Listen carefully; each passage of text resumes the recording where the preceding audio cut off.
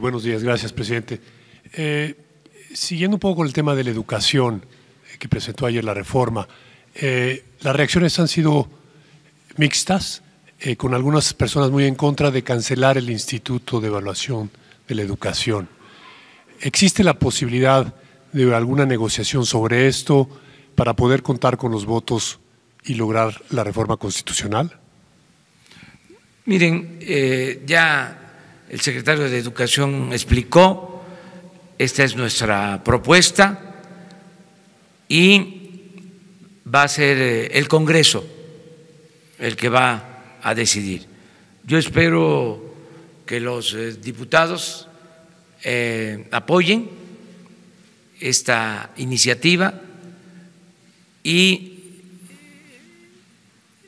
por regla general estamos procurando no establecer negociaciones en todo aquello que signifique mantener nuestros principios, nuestras convicciones. Un tema central que ofendió a maestras y a maestros fue lo de la evaluación, la manera en que se les aplica a ellos solamente. Si se trata de evaluar, ¿por qué no se tiene un instituto de evaluación para conocer el desempeño del presidente, de los secretarios, de los dirigentes sindicales, de todos? ¿Por qué fue a los maestros a los que se les dirigió este operativo? Además, la evaluación tiene que ser voluntaria, y más que evaluación tenemos que hablar de capacitación, y los maestros no se niegan a eso, pero ofendieron mucho al magisterio con las llamadas evaluaciones.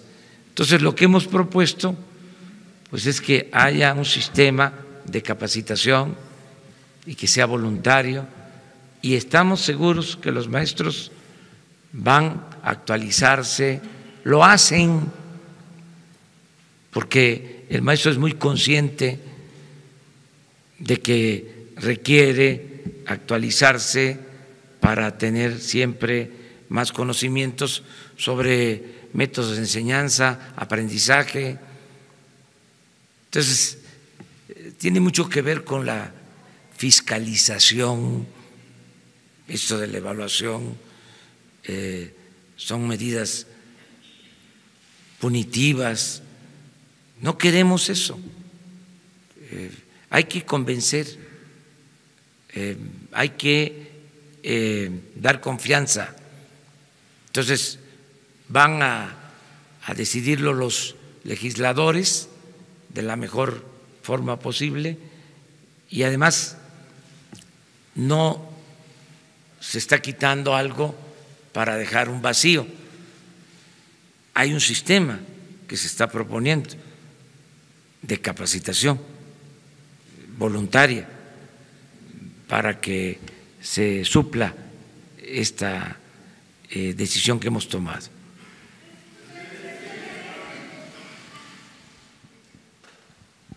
Buenos días, presidente. Shaila Rosagel, sin embargo. Le quiero preguntar, presidente, ¿qué plan tiene en concreto su gobierno para evitar que regresen las viejas prácticas de venta y herencia de plazas en el sistema educativo, ¿no? y también para evitar que el CENTE, ese sindicato que es el mayor de América Latina, vuelva a tener el mismo poder que tenía antes de la reforma de 2013. También una más, ¿por qué se modifica la fracción séptima del artículo 3º que habla de la autonomía de las universidades en la reforma que usted acaba de enviar a la Cámara de Diputados? ¿Dejarán de ser autónomas las universidades en el país? No, o sea, el contexto es, se va a mantener la autonomía de las universidades. Ese es un logro histórico de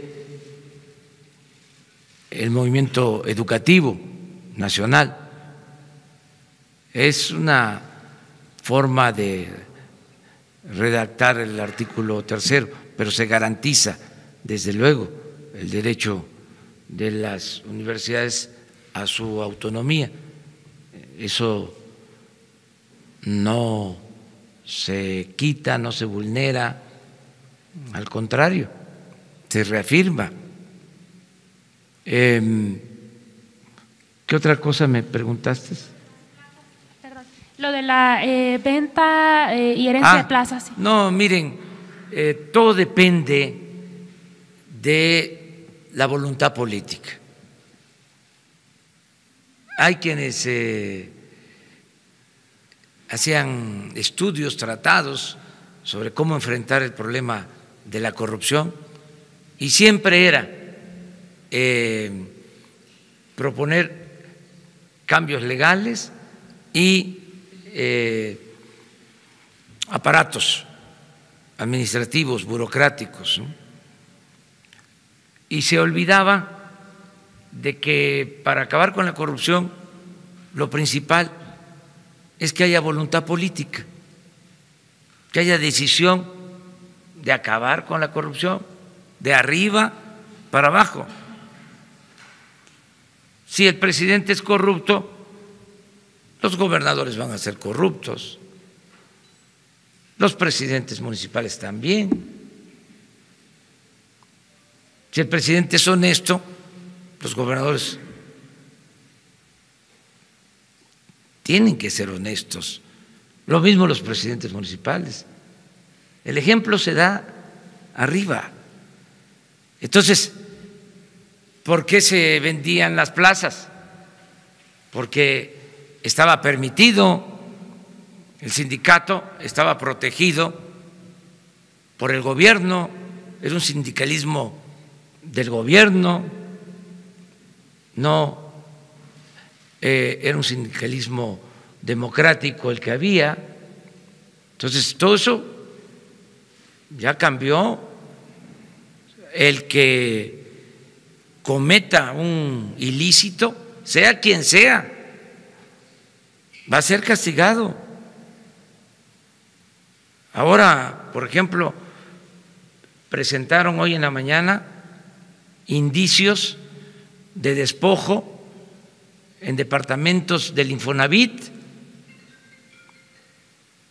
y se ordenó la investigación, porque estamos hablando posiblemente de miles de departamentos que fueron quitados, arrebatados, despojados a familias, toda una red.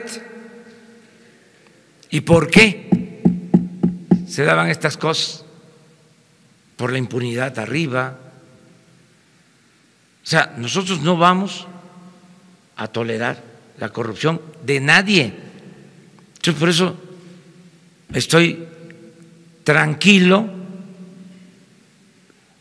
Ya no puedo hablar como lo hacía antes, pero en una ocasión me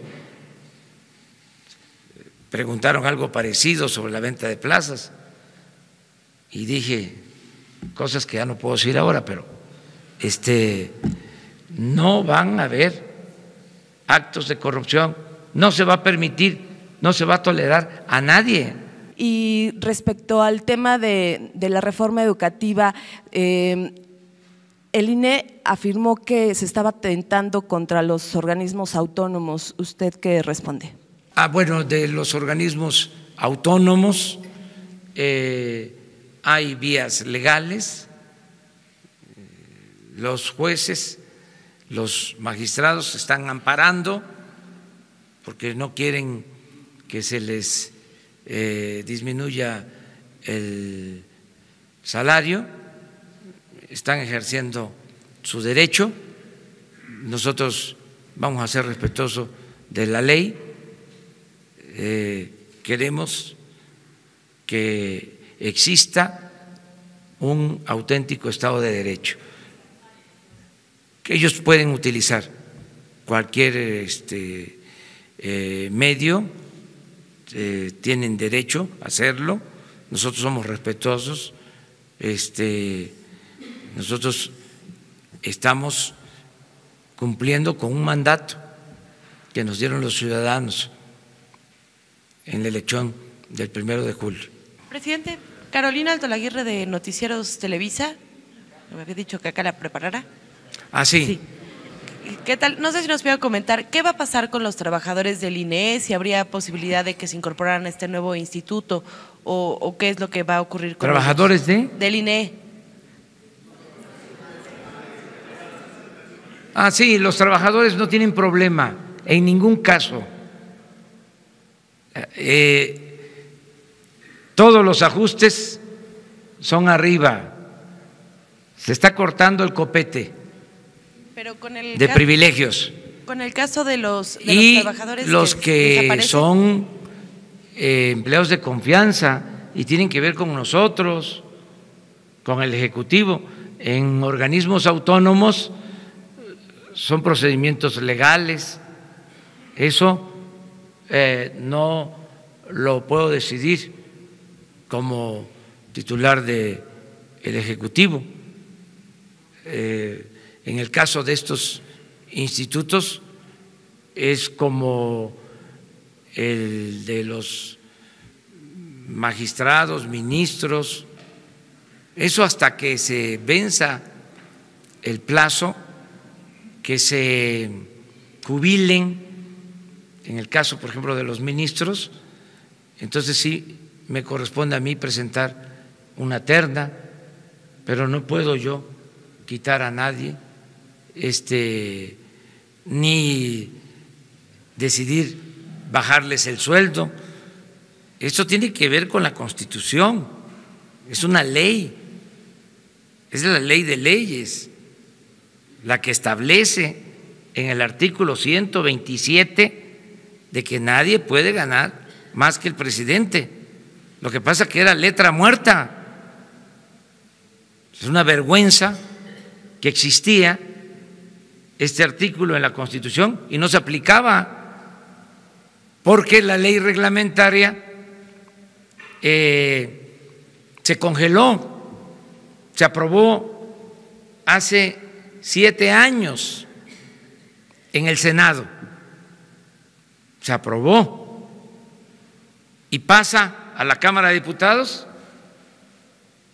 y se congela hasta ahora. Y yo no sé por qué, pero eso pues corresponde a las instancias judiciales.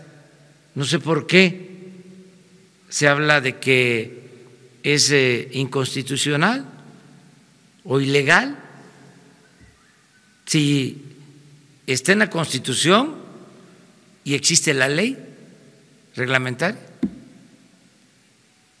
Es interesante el tema. A mí me gustaría que esto lo tratara y hasta emitir una recomendación el Instituto de Ciencias Jurídicas de la UNAM. Es un tema bueno de análisis sobre derecho constitucional y hay buenos abogados. En este caso sería conveniente que una instancia externa emitiera una recomendación, un fallo, una universidad,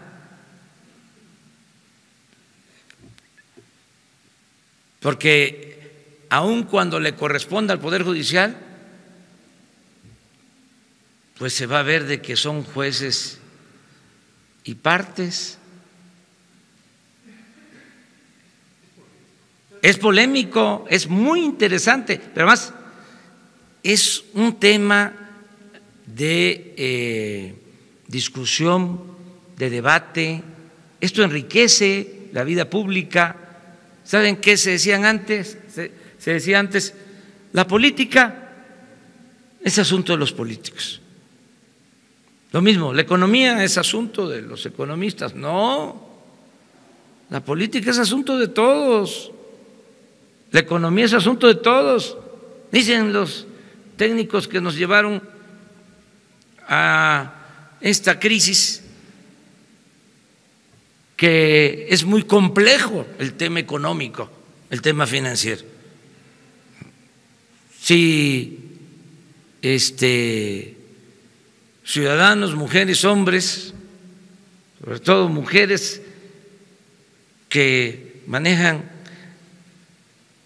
el escaso presupuesto familiar y lo estiran, hubiesen estado en Hacienda en todo el periodo neoliberal, no tendríamos esta crisis,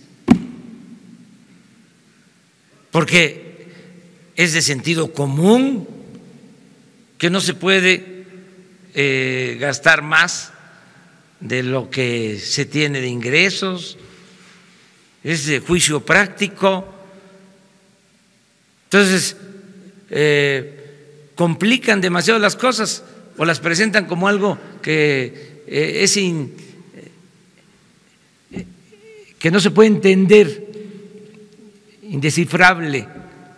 No, nada de eso. Entonces, estos temas pueden analizarse, son temas de investigación jurídica, qué procede, cómo está la Constitución, cómo está la ley, quién tiene la razón, y que haya debate público. Eso sería muy recomendable en este caso. Desde luego, no hay obligación legal. Esto sería una decisión de la universidad o de cualquier institución de enseñanza de nivel superior o cualquier centro de investigación en la materia. Los trabajadores no tienen problema. Sí, no se despide a trabajadores de base ni sindicalizados. Ya lo hemos dicho muchas veces.